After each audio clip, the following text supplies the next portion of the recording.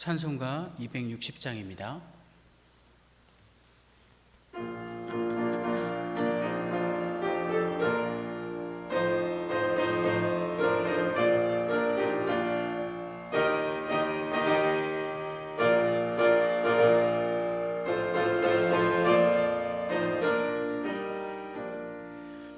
우리를 죄에서 구하시려 주 예수 십자가 지셨으니 기쁘게 부르세 할렐루야. 나 구원 얻었네. 찬송하세 찬송하세 주님 나를 구하셨네. 찬송하세 찬송하세 주가 구원하셨네. 우리를 주께서 구했으니 이전에 행하던 악한 일과 주하고 더러운 모든 죄를 온전히 버렸네. 찬송하세 찬송하세 주님 나를 구하셨네. 찬송하세 찬송하세 주가 구원하셨네. 나 지금 죄에서 사함받아 거룩한 백성이 되었으니 이 육신 장막을 벗을 때도 겁날 것 없겠네. 찬송하세 찬송하세 주님 나를 구하셨네. 찬송하세 찬송하세 주가 구원하셨네.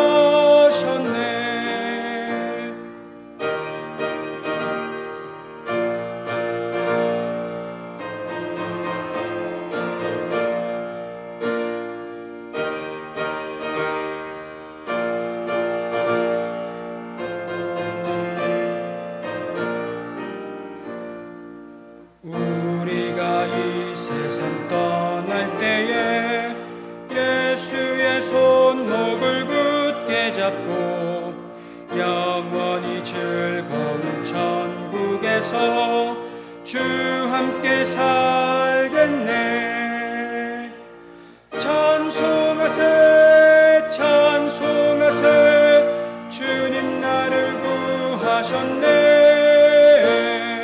찬송하세 찬송하세 주가 구원하셨네.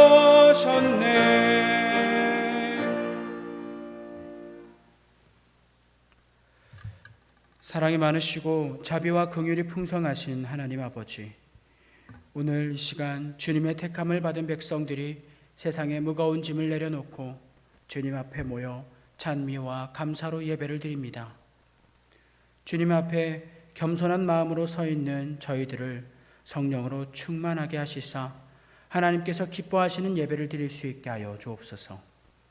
생명수와 같은 은혜의 말씀으로 지친 몸은 어루만져 주시고 상한 마음은 위로하여 주옵소서. 또한 주님의 음성을 들을 때에 연약해진 성도들의 믿음이 다시 한번 소망으로 굳세어지게 하여 주옵소서. 예배의 주관자가 되시는 우리 구주 예수 그리스도의 이름으로 기원하옵나이다. 아멘. 나는 전능하신 아버지 하나님 천지의 창조주를 믿습니다. 나는 그의 유일하신 아들 우리 주 예수 그리스도를 믿습니다. 그는 성령으로 잉태되어 동정녀 마리아에게서 나시고 본디오 빌라도에게 고난을 받아 십자가에 못 박혀 죽으시고 장사된 지 사흘 만에 죽은 자 가운데서 다시 살아나셨으며 하늘에 오르시어 전능하신 아버지 하나님 우편에 앉아 계시다가 거기로부터 살아있는 자와 죽은 자를 심판하러 오십니다. 나는 성령을 믿으며 거룩한 공교회와 성도의 교제와 죄를 용서받는 것과 몸의 부활과 영생을 믿습니다. 아멘.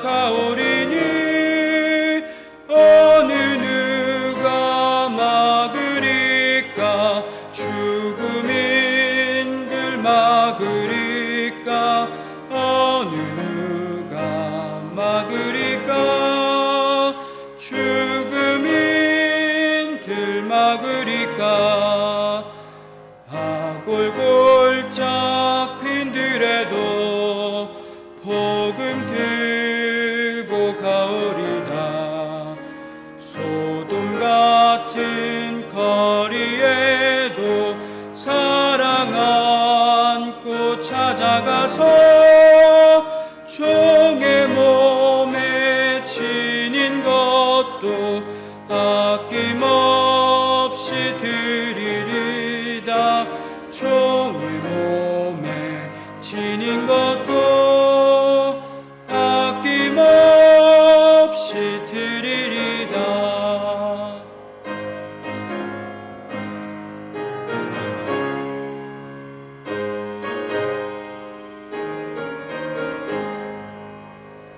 존귀 영광 모든 권세 주님 홀로 받으소서. 멸시천대 십자가는 제가 지고 가오리다. 이름 없이 빛도 없이 감사하며 섬기리다. 이름 없이 빛도 없이 감사하며 섬기리다. 아멘.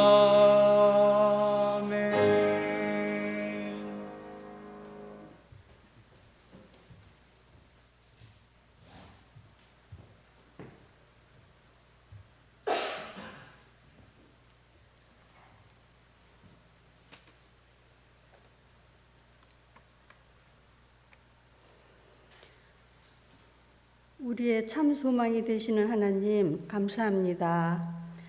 만유의 주인이신 하나님께서 우리와 함께 하시니 감사합니다. 오색의 과실을 익어가게 하시며 오곡의 열매로 자라게 하시니 감사합니다. 이 땅 모든 곳에 골고루 단비를 내려주셔서 풍성한 올 한 해가 될 수 있도록 예비하여 주옵소서. 주님, 우리의 삶 가운데 주의 뜻을 따르지 못한 일들을 긍휼히 여겨 주옵소서. 온전하지 못한 부분을 기억지 않으시고 주님의 은혜로 함께 하시니 감사합니다. 아무 공로 없는 우리를 위해 구원으로 이끄시니 감사합니다. 우리의 구원자이신 주님의 사랑보다 더 큰 사랑은 없나이다. 우리를 위하여 모두를 내어주신 주님의 은혜는 바다보다 깊고 하늘보다 높기만 합니다. 이러한 사랑을 우리가 받고 있사오니 아름다운 소식을 전하는 발걸음으로 이끌어 주옵소서. 주님의 거룩하신 사랑으로 인하여 믿음의 길을 걸어가게 하옵소서. 주님의 존귀하신 은혜가 우리 마음속에 머물게 하옵소서. 주님이 인도하시는 진리의 삶으로 채워지게 하시고 밝은 빛의 성도로 이끌어 주옵소서. 반석에서 흐르는 생명 양식으로 충만케 하옵시고 우리 마음속에 주님 계심이 드러나는 삶으로 인도해 주옵소서. 우리의 다정한 친구가 되시는 주님께서 범사를 이끄시니 즐거워할 수 없는 중에라도 주님 주시는 기쁨과 찬송으로 채워 주옵소서. 마스크 생활이 이어지고 있습니다. 이 생활이 기후변화에 조금이라도 도움이 된다면 인내로서 슬기로운 삶으로 감당하게 하옵소서. 이 교회를 사랑하시는 주님, 청년부 예배를 시작하게 하셨으니 감사합니다. 찬양 예배를 통하여 서초신동교회가 더욱 밝은 미래로 나아가게 하옵소서. 당회장 목사님 위에 주님의 권능의 손으로 함께 하옵소서. 이 교회 위에 함께하는 주님 자녀 위에 은혜와 사랑이 넘치도록 덧입혀 주옵소서. 병상의 환우를 도우셔서 성도의 교제를 이루게 하옵소서. 이 나라와 함께 하시는 하나님, 아름다운 강산을 우리에게 맡겨주셨사오니 감사합니다. 어디를 가든지 의미 있는 장소가 되게 하시고 공원과 정원으로 가꿔주옵소서. 지상의 동산으로 영원붕한 통일국가로 세워주옵소서. 북한의 형제 자매를 돌보시며 기도하는 성도들을 보호하옵소서. 다툼과 전쟁 있는 곳에 화평을 이루게 하옵소서. 각 나라에서 사명 감당하시는 선교사님과 함께 하옵소서. 이 시간 말씀을 전하시는 목사님이 함께하사 은혜의 시간으로 인도하여 주옵소서. 예수님 이름으로 기도합니다. 아멘.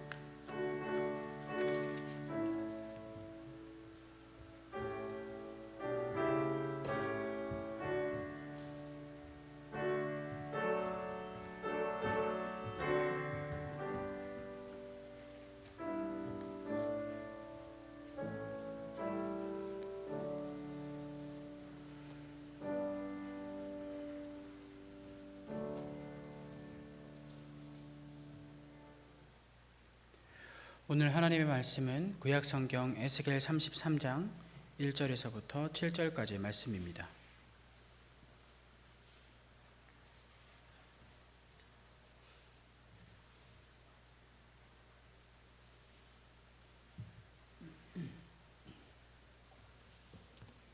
에스겔 33장 1절에서부터 7절까지 말씀을 함께 교독하시겠습니다. 여호와의 말씀이 내게 임하여 이르시되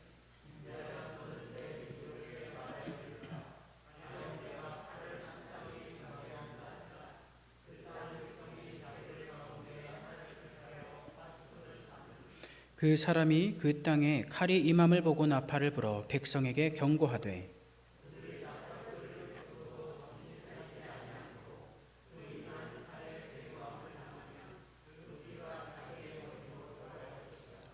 그가 경고를 받았던들 자기 생명을 보전하였을 것이나 나팔 소리를 듣고도 경고를 받지 아니하였으니 그 피가 자기에게로 돌아가리라.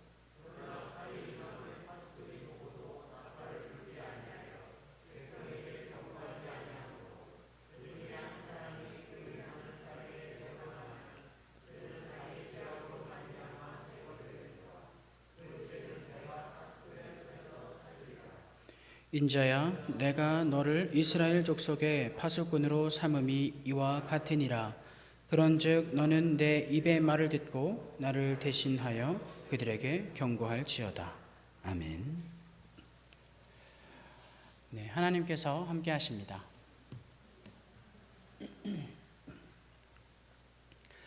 에스겔 33장에서부터는 에스겔의 마지막 파트 부분이 시작되는 부분이 들어갑니다. 그리고 이 마지막 부분에 들어가기 전에 하나님께서는 처음 에스겔을 선지자로서 부름을 불러주셨을 때에 파수꾼의 역할을 할 것이라고 하신 말씀을 다시 한번 재조명시키심으로써 그를 다시금 선지자의 역할로서 살필 수 있도록 한 번 더 말씀하고 계십니다. 3장에서는 에스겔에게 개인적으로 좀 주신 파수꾼의 메시지였다면 오늘 33장에서는 2절 말씀을 통해서 에스겔뿐만 아니라 그 민족, 이스라엘 민족 전체가 하나님의 파수꾼으로서 세워졌다는 것을 알려주고 계십니다. 이 말씀을 통해서 하나님의 백성들은 수년간 에스겔을 통해 들었던 메시지에 대하여 그들이 지닌 책임을 알게 되게 됩니다. 에스겔은 지금까지 파수꾼으로서 신실하게 하나님의 경고를 백성들에게 전달하였습니다. 그리고 이제는 마침내 이 백성들이 그 경고를 잘 듣고 선택하고 결정할 때가 도래했던 것입니다.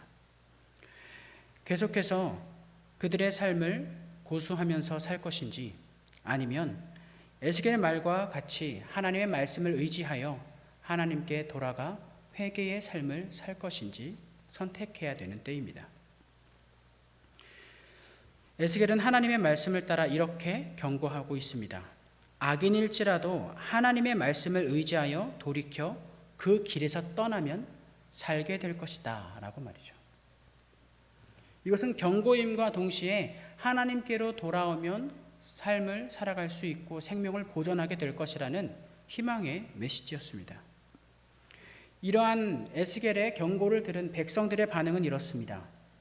먼저 긍정적인 부분이 하나 등장하는데요. 10절에 이런 말씀이 있습니다. 그런즉 인자야 너는 이스라엘 족속에게 이르기를 너희가 말하여 이르되 우리의 허물과 죄가 이미 우리에게 있어 우리로 그 가운데서 쇠퇴하게 하니 어찌 능히 살리요 하거니와. 놀랍게도 이스라엘 백성들은 이전과는 다르게 자신의 허물과 죄를 인정하고 있습니다. 18장에서는 자신의 조상들의 죄 때문에 우리가 고생한다라고 말하면서 자신들의 죄와 허물을 인정하지 않았는데 이제는 자신들의 죄와 허물을 인정하며 나오고 고백하고 있습니다. 그들이 이 에스겔의 메시지를 듣고 자기들의 죄를 인정하는 것까지는 굉장히 좋았는데요. 문제는 자기들이 그 죄 때문에 결국 망하게 될 것이라고 이미 체념하고 있다는 겁니다.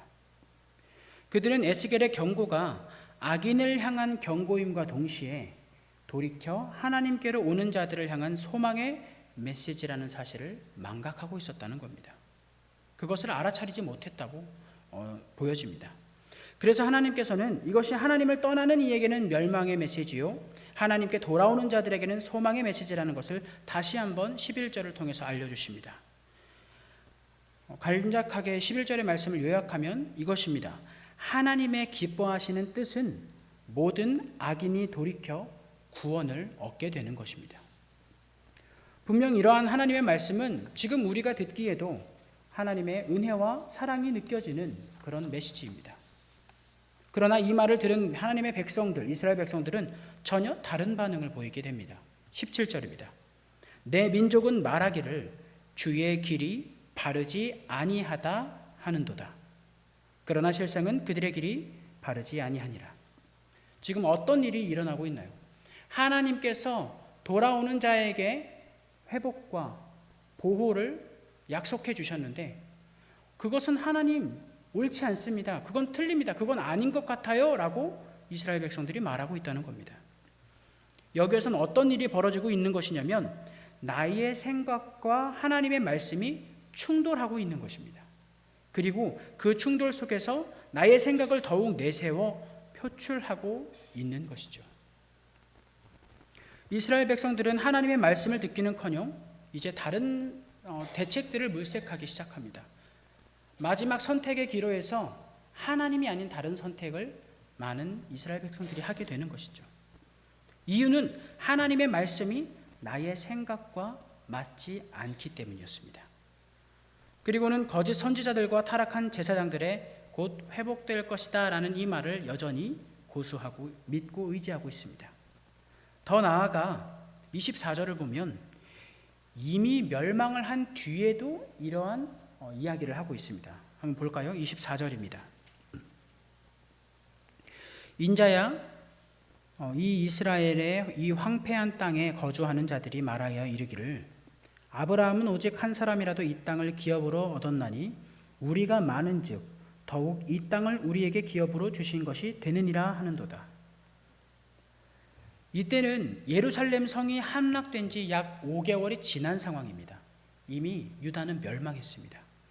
그런데도 이런 이야기를 하고 있는 겁니다.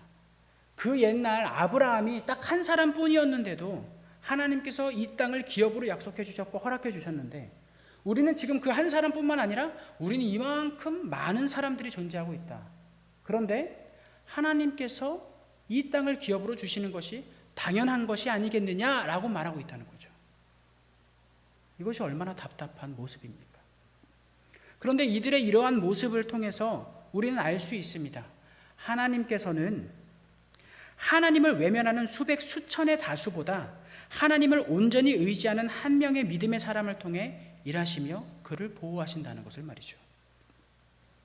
많은 이스라엘 백성들은 이러한 사실들을 망각한 채로 하나님께서 돌아오라고 하신 그 삶의 자리를 외면하고 자기의 생각을 따라 움직였고 그러한 상황 속에서 그들은 모두 멸망을 하게 됩니다.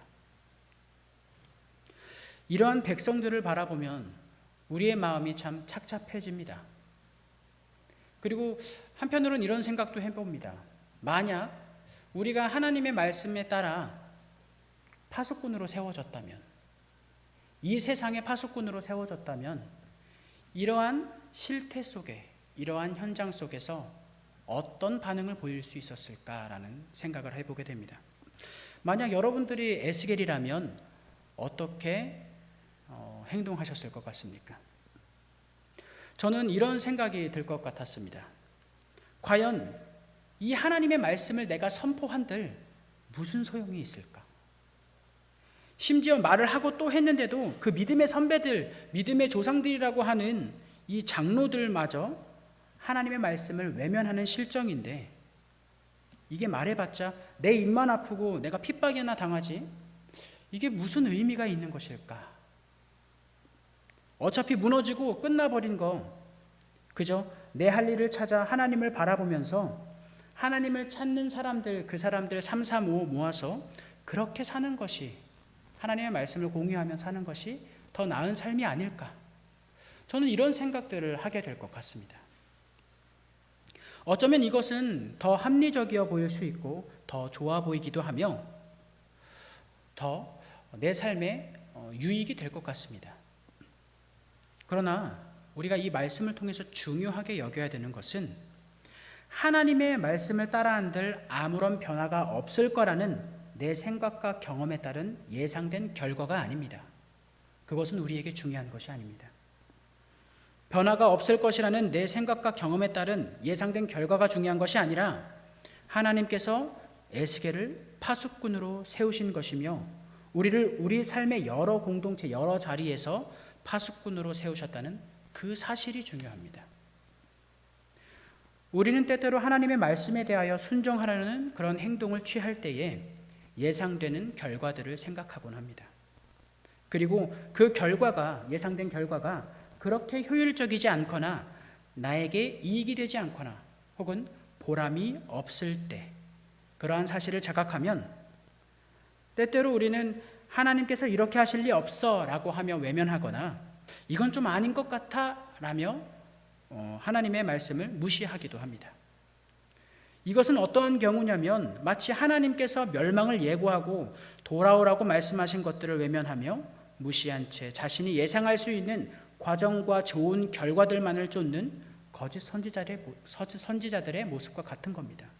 또 그 말씀을 따라가는, 그 말들을 따라가는 백성들의 모습과 같은 겁니다. 우리의 시작은 하나님이십니다. 그리고 우리의 끝 또한 하나님이 결정하십니다. 그리고 당연하게도 우리의 시작과 마지막 사이에 나타나는 모든 순간들도 하나님께서 인도하고 계십니다. 그러므로 나의 어떠한 행동과 선택에 관한 결과는 하나님께서 모두 알고 계신다는 것이 됩니다. 그중 하나님께서는 하나님께 의지하고 하나님께 나아가는 사람들에게 가장 선한 길을 보여주시고 그 길로 나아갈 수 있도록 말씀을 통하여 인도하고 계십니다.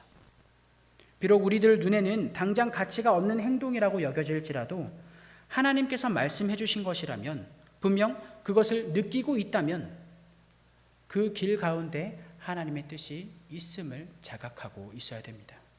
그것을 신뢰하고 나아갈 줄 알아야 됩니다. 그렇기 때문에 하나님께서 우리의 어떤 삶의 자리에 우리를 놓길 원하신다면, 우리를 어떤 삶의 자리에서 또 파수꾼으로 명하심을 우리가 느꼈다면 파수꾼의 역할을 감당하면서 예상되는 결과들에 집중하는 것이 아니라 말씀해 주신 그 파수꾼의 역할에 충실을 하여 열심을 다하면 되는 겁니다. 그 결과는 우리의 손에 달려있는 것이 아니기 때문입니다. 그 결과는 하나님께서 하실 겁니다. 저 역시 오늘의 설교를 준비하면서 이후에 나타날 영적인 어떤 결과들을 걱정하지 않습니다.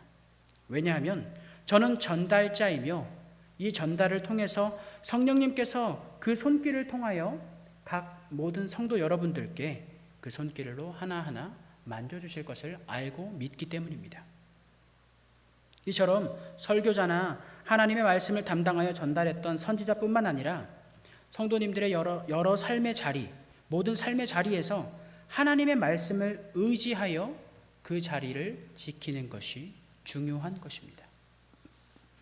우리가 기억해야 할 것은 앞으로 예상되는 좋은 결과에 따라 움직이는 것이 아니라 하나님께서 주신 삶의 자리에 충실하자라는 것입니다. 그렇다면 이번에는 조금 다른 경우를 들여다보겠습니다. 만약 우리가 하나님께서 세워주신 그 삶의 자리에 충실하게 서 있다고 해봅시다. 그리고 그 자리에서 파수꾼의 역할을 충실하게 감당해내고 있다고 생각해 보겠습니다. 그런데 이런 문제가 있을 수 있습니다. 그 역할을 감당하는 가운데서 굉장한 열정과 열심으로 하고 있는데 하나님께서 명하신 것 외에 여러 가지를 더욱 힘쓰는 경우입니다. 말 그대로 온갖 열심을 다해서 그 일에 집중하고 있는 것이죠.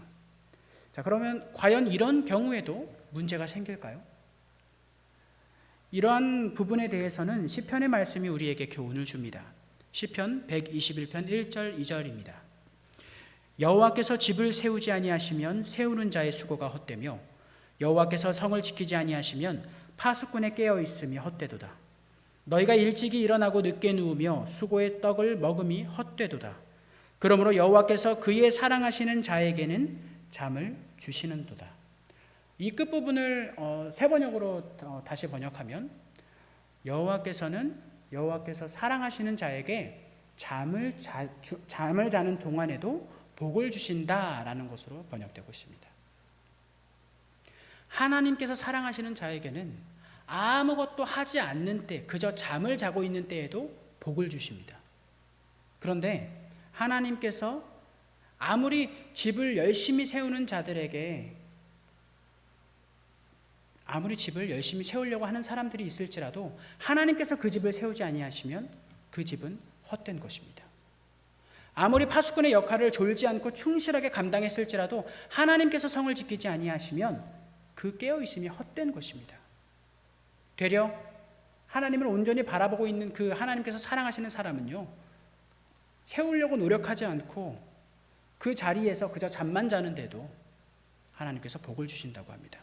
여기에서 주는 교훈은 무엇이냐면 하나님께서 집을 세우는 자로 세우고 파수꾼으로 세우셨는데 어떤 집을 어떻게 지으라고는 명하지 않으셨을 때 그때는 내 마음대로 하게 되는 문제점을 이야기하고 있는 겁니다. 파수꾼으로서 세웠는데 어떤 나팔을 불지 하나님께서 알려주시지 않고 해주지 않으셨는데 마음대로 내 생각대로 내 지식대로 다른 여러 가지 나팔들을 부는 것을 이야기하고 있는 겁니다. 집을 세우는 자가 되었으니 무작정 시작하는 겁니다. 여기가 좋겠고 여기가 괜찮고 자재는 이런 것들이 좋다고 생각하며 하나님의 말씀을 따라 시작은 했지만 이후에는 하나님의 말씀을 의지한 것 없이 그저 혼자만의 세상에 빠져 혹은 하나님이 아닌 다른 것들을 의지하면서 삶을 살아가는 모습을 나타내고 있습니다. 하나님께서 주신 자리를 외면하고 무시하는 것도 문제가 되지만 하나님께서 주신 것 이외에도 내 생각에 내가 보기에 좋은 것들을 끊임없이 이루어내려고 노력하는 것 또한 문제가 됩니다. 사람들이 보면 이런 열심을 다하는 사람들에게 어떻게 저렇게까지 할 수 있냐며 칭찬할 수 있습니다. 또 스스로 뿌듯하고 보람도 있을 수 있으며 결과가 좋게 평가될 수도 있습니다. 그러나 그 모든 과정 속에 하나님께 집중하는 것이 없다면, 하나님께서 허락하시지 않은 것이라면 결국 모든 것이 헛된 것이 되어버린다는 겁니다. 나를 삶에서 여러 자리에 세우신 분은 하나님이십니다. 그러니 그 역할을 감당하는 과정 역시 하나님의 뜻에 집중하며 살아갈 수 있어야 됩니다. 내 자리는 집을 세우는 것이지만 내 마음이 집중되는 곳은 더 좋은 집, 더 좋은 자재, 더 좋은 이익이 아니라 하나님의 말씀이어야 한다는 겁니다. 내가 성을 지키는 파수꾼으로 세워졌지만 어떤 나팔을 불어야 하는지 하나님께 귀를 기울이고 있어야 된다는 말입니다. 오늘은 이렇게 하나님의 말씀에 대하여 각기 다른 두 반응과 문제점을 보았습니다. 하나님께서 말씀하신 그 자리에 서지 않으려는 불순종의 모습, 또 다른 한편은 하나님의 말씀하신 그 자리에 순종으로 서 있었지만 여러 가지 열심들을 하나님께서 말씀하신 순종이라고 착각하여 하게 되는 과잉된 행동들, 서로 상반되는 모습이지만 나타나는 문제점은 한 가지입니다. 바로 나의 생각이 하나님의 말씀보다 더 가치 있게 여겨진다는 말입니다. 이건 마치 어떤 경우냐면 예수님께서 스스로 생각하시기에 십자가의 길은 너무나 고달프고 힘들 것 같아 라고 하면서 하나님께 아버지의 뜻이 무엇인지는 알겠지만 그건 좀 아닌 것 같습니다 라고 하며 돌아서는 것과 같습니다. 다른 길을 찾는 것과 같습니다. 만약 그렇게 되었다면 우리에게 구원은 이미 임한 것이 아니라 영원한 숙제가 되었을 겁니다. 그러나 예수님께서는 이렇게 고백하셨습니다. 그러나 나의 원대로 마시옵고 아버지의 원대로 하옵소서. 아버지의 뜻대로 하옵소서. 에스겔도 그랬습니다. 여러 가지 상황과 정황들, 어리석은 백성들의 반응들로 인해서 아무런 가치가 없어 보이는 행동이고 선포인 것처럼 보이지만 하나님께서 말씀하셨기 때문에 그 뜻대로 행한 것입니다. 하나님을 향한 깊은 신뢰와 사랑이 느껴집니다. 하나님의 말씀에 따라서 자신의 모든 삶을 내던진 이 에스겔의 모습은 마치 십자가에 몸을 내어주신 예수님과 같아 보입니다. 신약의 말씀에는 자기 십자가라는 이야기들이 많이 나옵니다. 복음서에 많이 나오는데요. 이 자기 십자가라는 말씀이 바로 이것과 같습니다. 에스겔에게 자기 십자가는 하나님의 말씀을 전달하는 파수꾼으로서의 역할을 감당하면서 나타나는 여러 가지 그럴듯한 나의 생각들을 뒤로하고 또 그로 인해 겪는 여러 비난들과 고통들을 견디면서 하나님의 말씀을 감당하는 겁니다. 하나님의 말씀을 전달하는 것이었습니다. 그리고 지금 이 시간 우리의 자기 십자가도 이와 같습니다. 우리는 삶 속에 여러 자리들을 가지고 있습니다.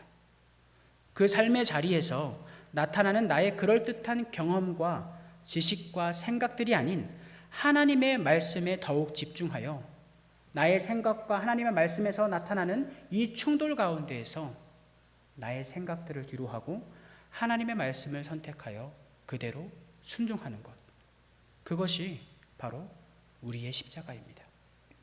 그것이 십자가의 길이며 예수님께서 걸으셨던 그 길입니다. 나는 이런 생각을 가지고, 나는 이런 사상을 가지고, 나는 이런 행동을 하고 싶지만 하나님께서 이렇게 말씀하셨으니 내 뜻이 아닌 하나님의 뜻대로, 하나님의 원대로 하옵소서 라고 고백했던 그 예수님의 길입니다. 예수님은 그 길을 걷기 위해서 잡히시기 전날까지 피눈물을 흘리시며 기도하셨습니다. 그렇게 치열하게 싸우셨습니다. 우리에게 필요한 것은 많고 여유로운 시간과 예배하고 기도하기 좋은 환경이 아닙니다. 우리에게 필요한 것은 하나님을 향한 깊은 신뢰와 사랑의 관계입니다. 이스라엘 백성들에겐 하나님의 성전이 그렇게 중요하게 여겨졌습니다. 하나님의 성전만 그대로 있다면 모든 것은 문제가 되지 않을 거라고 생각했습니다. 그러나 하나님께서는 그 성전을 무너뜨리시면서 그들에게 하나님을 다시 바라보고 하나님께 돌아오라고 말씀하셨습니다. 이스라엘 백성들에게도 역시 좋은 시간과 환경이 아니라 하나님을 향한 깊은 신뢰와 사랑의 관계가 중요하다는 것을 일깨워 주신 겁니다. 그리고 그 관계를 통해서 우리가 우리의 생각이 아닌 하나님의 말씀을 더욱 힘쓰고 선택할 수 있도록 나아오라고 하신 것입니다. 오늘의 말씀을 통해 내 삶에서 뻗어나오는 나의 생각들로 가득한 그 생활들을 한번 되돌아보시기 바랍니다. 그리고 하나님의 말씀을 의지하여 참 성도면서 그리스도인인 생활로서 한 발 한 발 내딛는 우리가 되기를 바랍니다. 우리 시간 함께 이 말씀을 잠시 다시 한번 생각하면서 기도할 텐데요. 이렇게 생각하며 기도하기를 원합니다. 삶의 자리에서 나의 생각이 하나님의 말씀보다 더욱 가치 있다고 여겨진 때마다 우리는 얼마나 하나님의 말씀을 의지하기 위해서 씨름하고 있습니까? 오늘 말씀을 의지하여 이것들을 생각하시면서 성령님의 도우심을 간구하시길 바랍니다. 하나님의 말씀을 더욱 의지하기로 결단하고 작정하시기 바랍니다. 우리 함께 기도하겠습니다.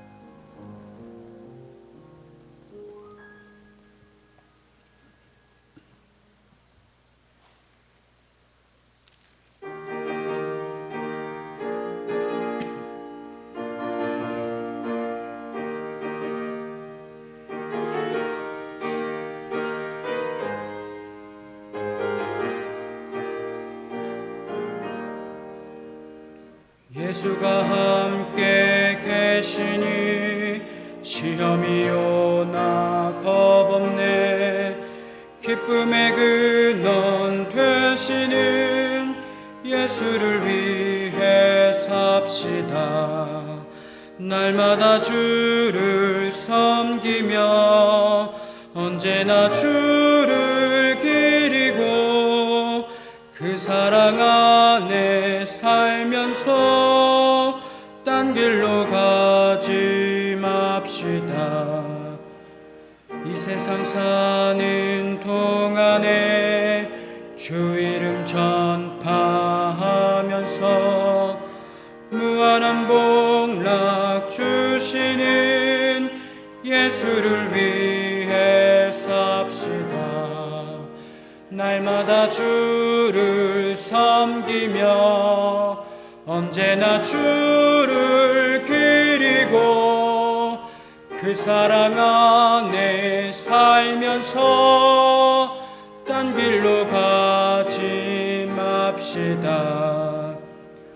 이 세상 친구 없어도 예수는 나의 친구니 불의한 일을 버리고 예수를 위해 삽시다. 날마다 주를 섬기며 언제나 주를 기리고 그 사랑 안에 살면서 딴 길로 가지 맙시다.